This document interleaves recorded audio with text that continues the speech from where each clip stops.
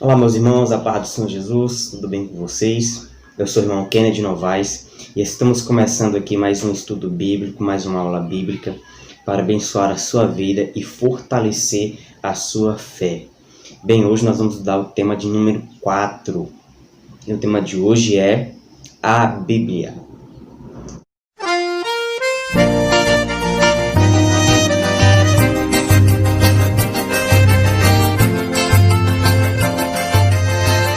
Bem, a Bíblia. O que esse livro tem de tão importante e de especial? O que nele é relatado? O que será? Quem escreveu? É isso que vamos aprender na aula de hoje. Bem, a Bíblia, ela é a palavra de Deus. Né? Ela é a palavra de Deus do começo ao fim. Né? Por isso que alguns chamam ela também de a palavra de Deus, né? Como o próprio nome já disse. Quem é o autor da Bíblia? Bem, o autor da Bíblia é Deus. Mas como assim? Como é que Deus é o autor da Bíblia se ela foi escrita por seres humanos? Bem, Deus inspirou humanos, pessoas, a relatar nas Escrituras todos os seus grandes feitos, não é? O Espírito Santo inspirava essas pessoas a relatar os acontecimentos da glória de Deus, certo? A Bíblia, ela é composta por duas alianças, também chamadas de testamento, que é o Antigo e o Novo Testamento. No Antigo Testamento, né, o único meio do ser humano chegar até Deus era por meio do sacrifício de animais puros e limpos. E já no Novo Testamento, o único meio que se estende até agora de chegar até Deus é através do Senhor Jesus Cristo, né? Através do seu sacrifício na cruz do Calvário. A Bíblia, ela é composta de 66 livros, sendo 39 no Antigo Testamento e 27 no Novo Testamento.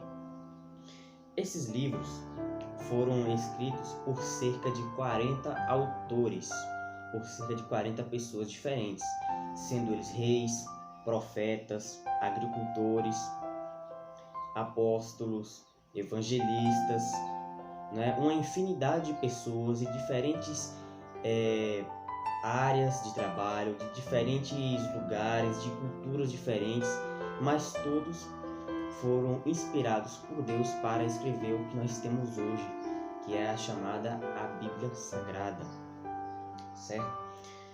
A Bíblia ela é composta por algumas divisões. Bem, nós temos os livros históricos, os livros poéticos, os livros proféticos, os evangelhos e as cartas, né? Essas são as divisões dos livros da Bíblia. No Antigo Testamento, os livros históricos, ele é dividido em duas partes. Tem os livros históricos e tem o Pentateuco. O Pentateuco são os 5 primeiros livros da Bíblia, que vai de Gênesis até Deuteronômio. A partir daí, de Josué até o livro de Esther, nós temos aí os livros históricos do Antigo Testamento. E no Novo Testamento só há um livro histórico, que é o livro de Atos. Os livros poéticos, né, eles só são encontrados no Antigo Testamento e vão de Jó até Cânticos ou Cantares, escrito por Salomão. Os livros proféticos, eles são divididos em 3 categorias. Temos os profetas maiores, profetas menores e as profecias do fim, né? Os profetas maiores, eles são chamados assim não porque eles eram mais importantes que os demais, mas porque os seus livros possuem uma quantidade de capítulos maior do que os outros, ok? E esses livros de profetas maiores vai de Isaías até Daniel.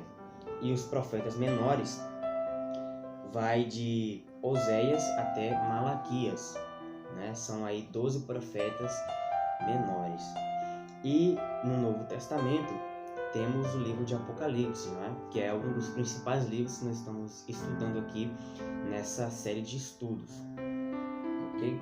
E temos os evangelhos, né? Só há 4 evangelhos, que são Mateus, Marcos, Lucas e João, né? São 4 evangelhos diferentes, mas únicos em si.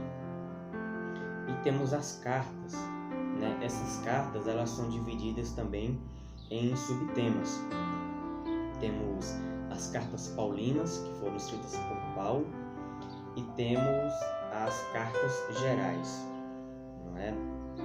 As cartas paulinas vão de Romanos até Filemon, e as cartas gerais vão de 1 Pedro até Judas, né? Mas aí temos também, nessas cartas paulinas, temos também a divisão das cartas pessoais, né? Cartas pessoais. Como assim, cartas pessoais?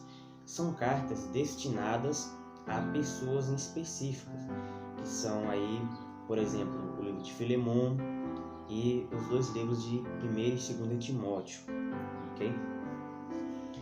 Bem, agora que você já conhece um pouco do que a Bíblia é, de como ela é composta, aposto que tem um pequeno detalhe que eu acho que você não saiba, mas se você souber, glória a Deus por isso. Bem, não é só nós que conhecemos a palavra de Deus. O diabo, ele também conhece a palavra de Deus. Você sabia disso? Eu vou lhe mostrar como ele sabe disso e como ele usa a própria palavra de Deus contra nós. Quer ver? Você pode conferir isso em Lucas, capítulo 4, versos do 9 ao 11, que diz o seguinte: Então o levou a Jerusalém e o colocou sobre o pináculo do templo e lhe disse: Se tu és o Filho de Deus, lança-te daqui para baixo, porque está escrito: Aos seus anjos ordenará o teu respeito, que te guardem, e eles te sustentarão nas suas mãos, para que nunca tropeces em pedra alguma. Essa passagem está em Salmos. Bem, só que essa passagem aqui em específico que eu acabei de ler, ela é mencionada em Lucas, capítulo 4, verso 9 e 11, que é quando Jesus ele é tentado pelo diabo. Veja que o diabo ele usou a própria palavra de Deus para incitar Jesus, ou seja, ele conhece a palavra de Deus. E é isso que ele faz. A palavra de Deus é a única verdade que nós temos, é a verdade. Porém, o diabo ele não usa essa verdade em si. Ele pega apenas o que ele quer e transforma a verdade dele em um engano. Vocês podem perceber isso também quando você lê Gênesis, a partir da queda do homem no Jardim do Éden. Ele usou a própria palavra de Deus contra ele para enganar a mulher e para enganar também o homem, certo? O diabo ele é muito astuto. Não pense que ele é apenas um ser que não só faz o mal, só pensa nisso. Não. Ele é muito esperto. Ele é muito engenhoso e maléfico. Muito cuidado. Bem, como eu havia falado no começo desse vídeo, a Bíblia é totalmente inspirada pelo Espírito Santo. Mas quem afirma isso é a própria Bíblia. E você pode conferir isso em 2 Timóteo, capítulo 3, verso 16, que diz o seguinte: Toda a Escritura é divinamente inspirada e proveitosa para ensinar, para repreender, para corrigir e para instruir em justiça. A palavra de Deus ela não é só a palavra apenas, não é apenas uma leitura que você faz como livro qualquer, não. Ela é uma leitura, ela é um livro que vai te instruir, vai te repreender e também vai te corrigir, certo? Ela vai corrigir o seu caminho, ela vai te alinhar com a vontade de Deus. Por isso é importante você também não só aceitar as promessas que tem na Bíblia, mas também você prestar atenção nas repreensões que Deus lhe dá. Porque às vezes você pode estar fazendo algo que desagrada a Deus, porém você está ali sem conseguir perceber isso. E aí quando você vai para a palavra de Deus, ele claramente te mostra isso. E aí você se sente até ofendido. Mas não se sinta ofendido. Sinta-se privilegiado por ser repreendido por Deus. Porque Deus ele é como um pai, né? O pai, quando ele vê o filho fazendo algo de errado, ele repreende o filho e ensina ele no caminho que ele deve andar para que ele não volte a cometer aquele erro e nem a vir a sofrer as consequências daquele ato. E Deus é da mesma forma, certo? Bem, a palavra de Deus é o nosso alimento, ela é quem nos fortalece. Ela também é chamada de pão. A palavra de Deus é chamada de pão. Bem, a palavra de Deus é o alimento do nosso espírito, da nossa vida espiritual. A nossa carne, ela se alimenta do pecado, dos nossos desejos pecaminosos. E também, o nosso corpo físico se alimenta de comida, bebida, para a gente se fortalecer, para a gente se manter saudável. Mas a nossa vida espiritual, ela também necessita de cuidados e também de alimento. E o alimento que fortalece a nossa vida espiritual é a Bíblia, é a palavra de Deus. E você pode conferir isso em Mateus capítulo 4, verso 4, que diz o seguinte: Mas Jesus respondeu dizendo: Está escrito, nem só de pão viverá o homem, mas de toda a palavra que sai da boca de Deus. Né? A palavra de Deus, ela tem o intuito de nos fortalecer espiritualmente e nos manter saudáveis. Atualmente nós vivemos em um tempo em que as pessoas têm simplesmente preguiça de ler a Bíblia. O que acontece? Temos aí uma geração de crentes, de cristãos, praticamente vivendo de máscaras, vivendo de aparências, aparentando ser o que não são. Eles aparentam ser, viver em santidade, viver em fé, né? Eles participam ali dos eventos da igreja, naquela fé, naquela coisa toda, mas dentro de si estão mortos espiritualmente. E Deus não quer que o cristão ele permaneça morto espiritualmente. Ele quer que estejamos vivos espiritualmente e também saudáveis, certo? Então, meu irmão, se você está com nesse parâmetro aí de preguiça de ler a Bíblia, de se alimentar, eu convido você a mudar esse hábito, a você vir até a Bíblia e buscar se alimentar e fortalecer-se nela. Se você não consegue, ore a Deus e peça a Ele forças, que você não consegue ter um proveito na sua leitura, no seu estudo, na sua meditação. Peça ajuda a Deus, Ele vai te ajudar, e isso eu garanto. Bem, a palavra de Deus é a única verdade, ou seja, tudo o que nós acreditamos, ela tem que ter base na Bíblia. Se ela não tiver base na Bíblia, logo não é verdade, também não temos como afirmar se é ou não é.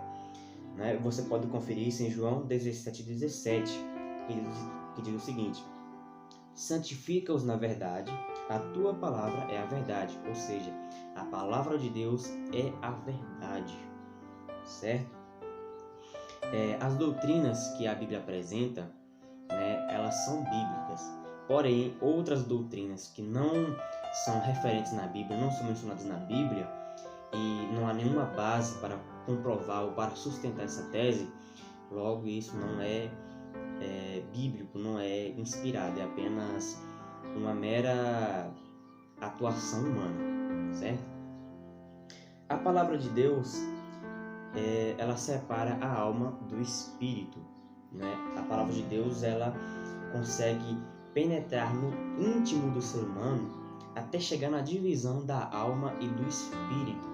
E você pode conferir isso em Hebreus capítulo 4, verso 12, que diz o seguinte: porque a palavra de Deus é viva e eficaz, e mais cortante que qualquer espada de 2 gumes, e penetra até a divisão da alma e do espírito, nas juntas e nas medulas, e é apta para discernir os pensamentos e intenções do coração.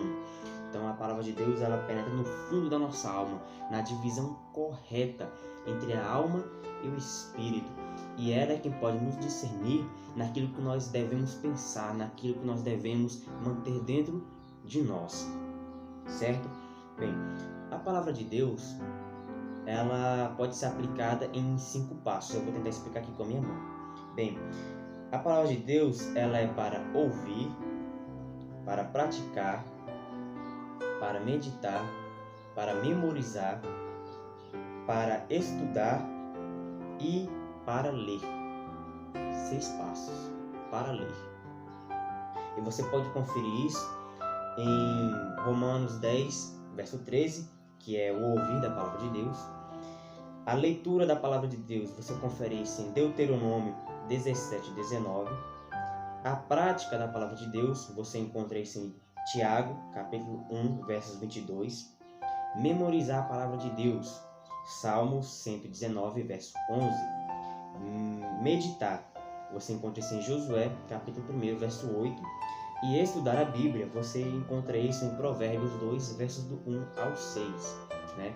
Então esses são 6 pontos em que você deve aproveitar a Bíblia, você deve aproveitar a palavra de Deus, né? Você deve ouvir, você deve meditar, estudar memorizar, e é uma das mais importantes também, né? Todas são importantes, mas o que eu considero mais importante é essa: praticar.